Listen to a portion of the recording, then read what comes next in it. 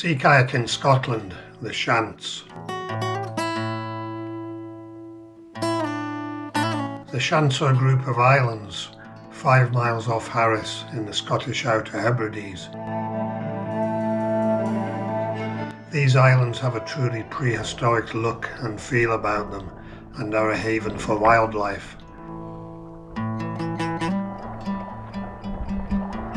They are a stunningly beautiful, atmospheric and imposing place, and as such they are a truly fantastic destination for a multi-day sea kayaking trip.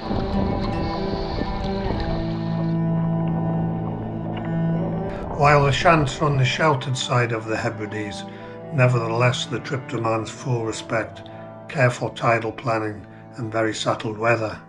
This is an infamous part of the Minch. The Sound of Shiant has fast tides and fierce tide races due to the unusual topography of the seabed here. In addition, and perhaps even more concerning, these races are known as the Stream of the Blue Men. In Hebredian folklore, the Blue Men of the Minch lived here in caves under the water and take on wary seafarers who dare to venture there. So clearly this open water crossing demands full respect. Steve and I went on a sea kayaking trip to Harris in July 25, and a visit to the Shiants was very top of my wish list if we had suitable weather.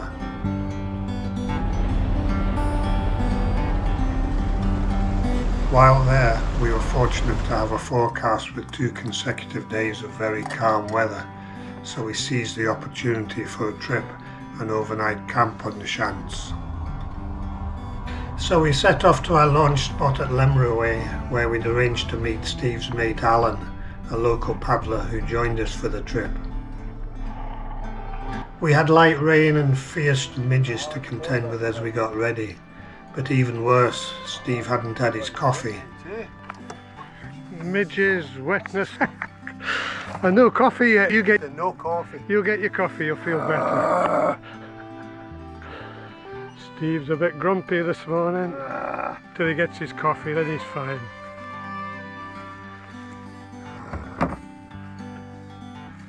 By the time we packed up, the sun was out and we soon left the midges behind us. We headed south along the Harris coast. Up ahead in the distance, the Shiants were looking very majestic. We came across what we believe was a sand eel feeding frenzy. What a sight.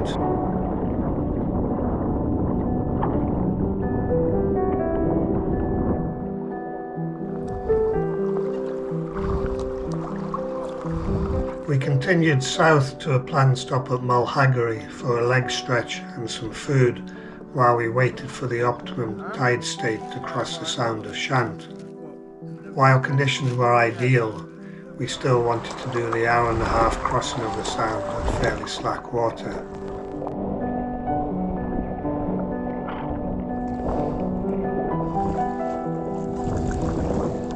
As we crossed, the sea state remained very calm, with only some tidal movement. As is often the case with notorious areas of sea, on the right tide state and weather they can be a non-event. Conversely, get the wrong weather and wrong tide state and it's a different matter altogether. Also, thankfully, no sign of the Blue Men of the Minch yet.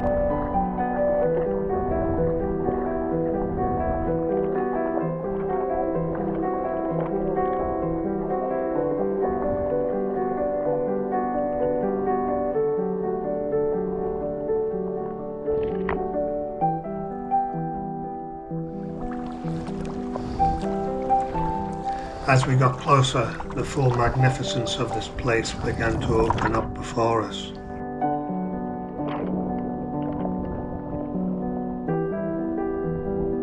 We arrived on the north side of Garb Eileen and headed east along the imposing basalt cliffs.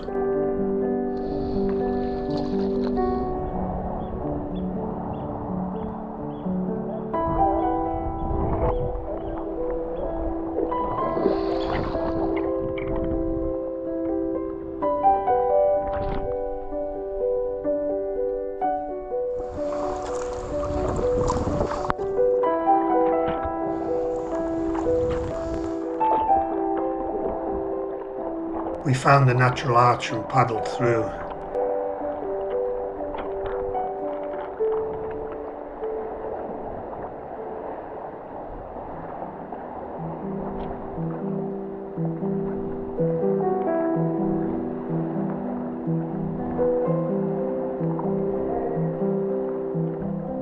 It was like entering another world. It felt prehistoric.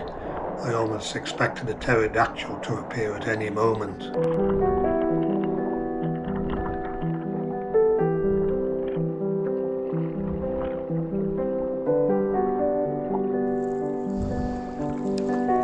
We went to have a chat with a nice couple who had sailed over from Holland. We were very kindly treated to a can of Dutch beer.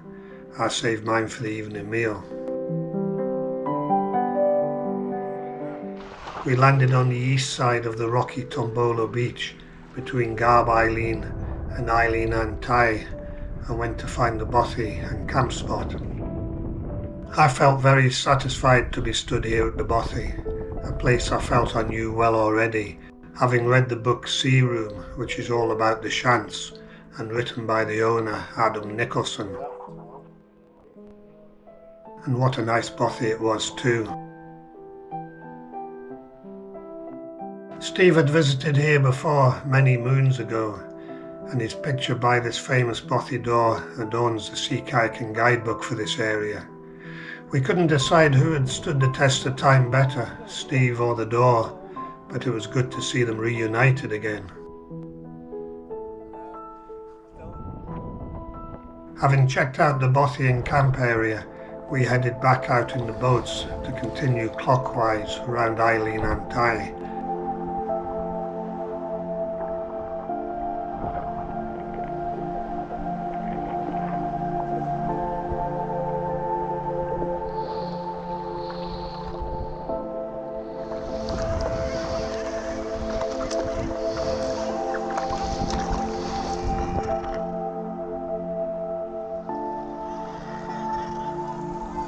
Again, the basalt cliffs and the quantity of the bird life here was very impressive. What a place.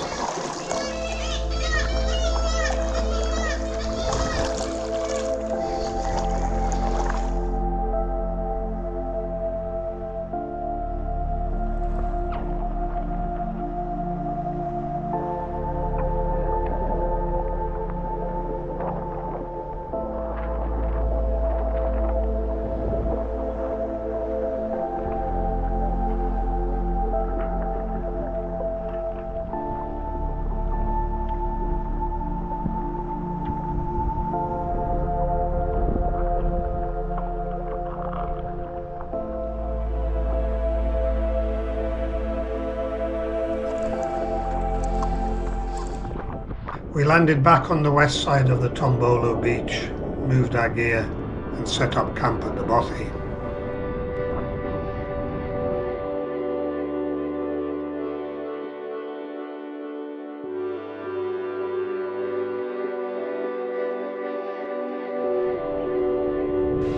Time to relax and enjoy the Dutch beer I'd saved from earlier.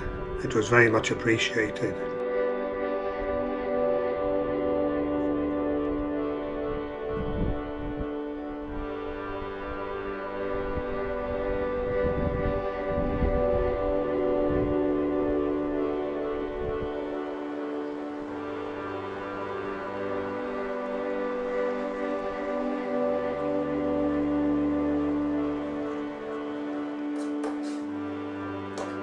Then time for some food.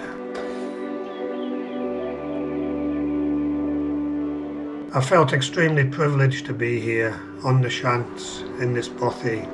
I made sure I soaked it all in and fully savoured the experience.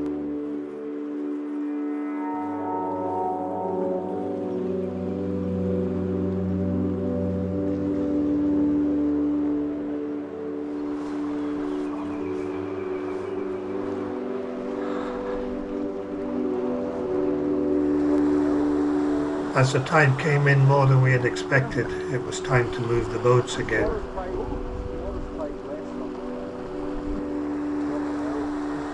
We decided to tie them off, just in case. Also here was Craig, who was paddled solo over from Skye, a great achievement.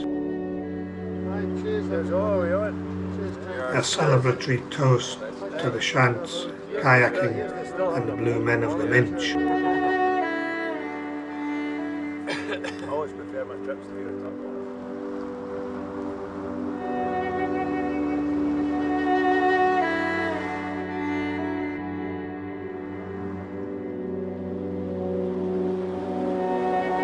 What a fantastic evening. We sat chatting, drinking whiskey till late. Reluctantly, time for bed.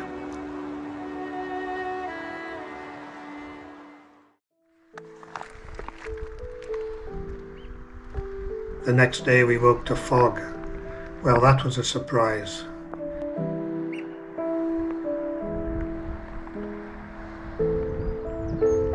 But by the time we'd had breakfast, it was starting to clear, and continued to do so as we broke camp and packed the boats.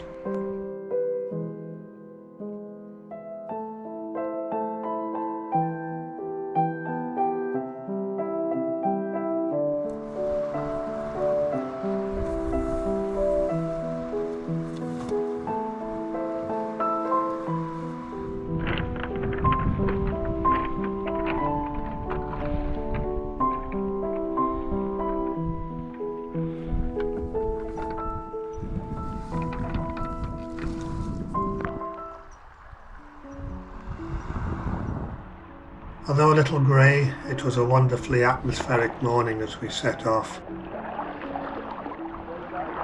The plan for today was to circumnavigate Eileen Muir and then retrace our steps across the Sound of Shank to Harris and then back to our launch spot at Lemro Way.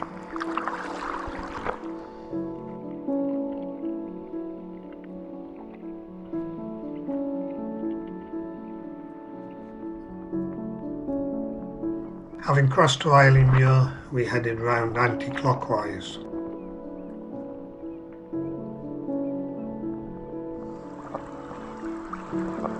The bird life here was amazing.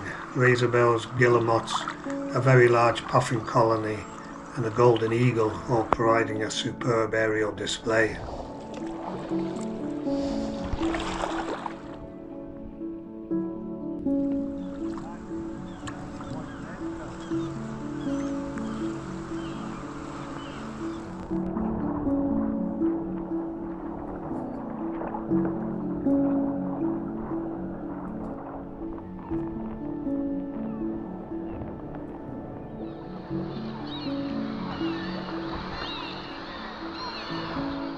Also, a few seals interested in our presence.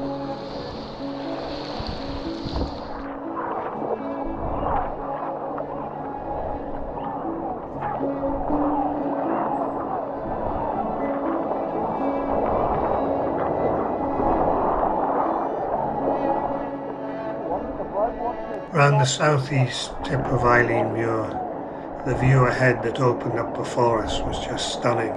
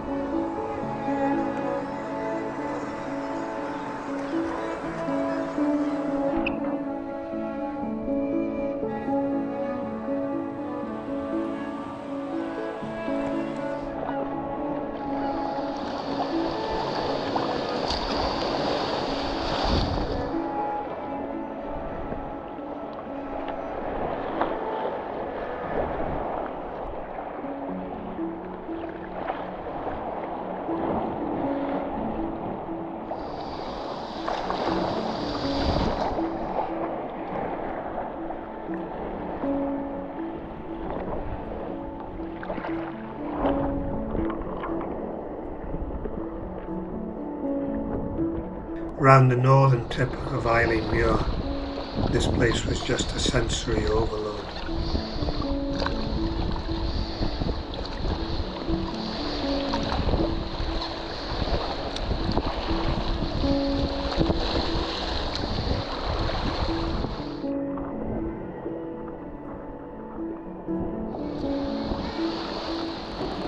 top it all off, a very nice sea cave.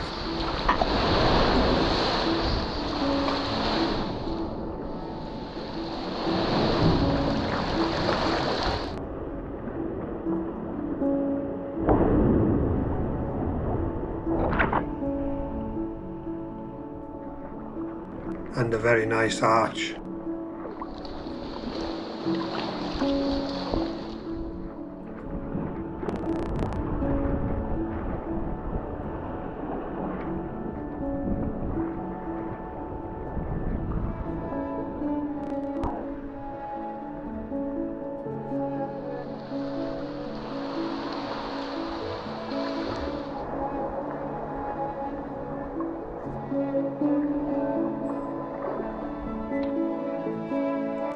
We pulled in for a bite to eat, and what a view we had while having our lunch.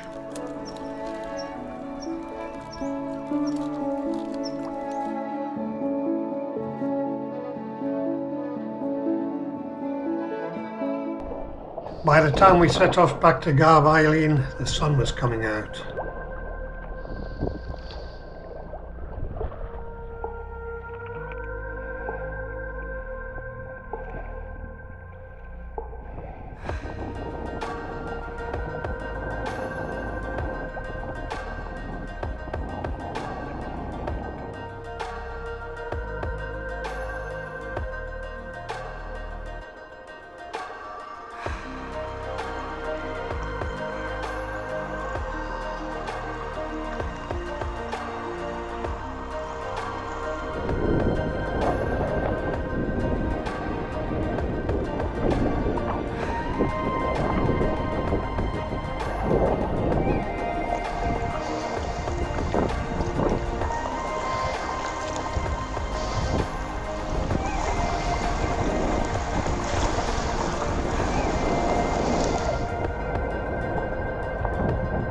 Back through the arch, and then we headed west for a while.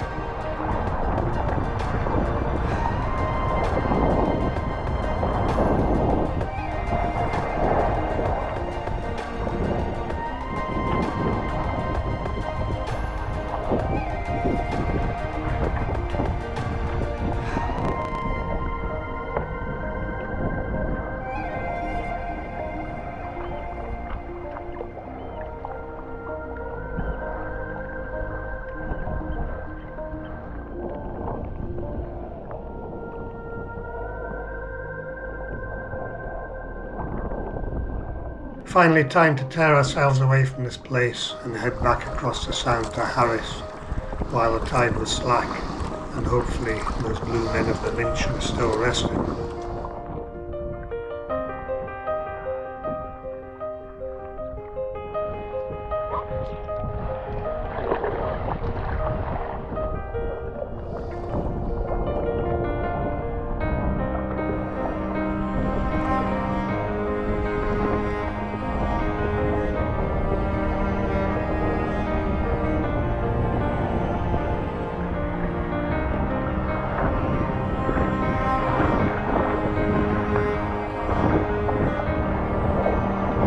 Closer into Harris, some strong tides were running in the opposite way to the main flow, making us work quite hard for a while.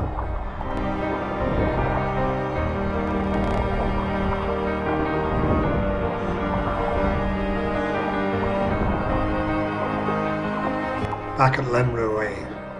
Well, what an amazing trip. The Shiants was a trip that I'd really wanted to do, and I certainly wasn't left disappointed. Thank you, Steve, thank you, Alan, and thank you to the Shiants for a wonderful trip. Our GPS traced day 1.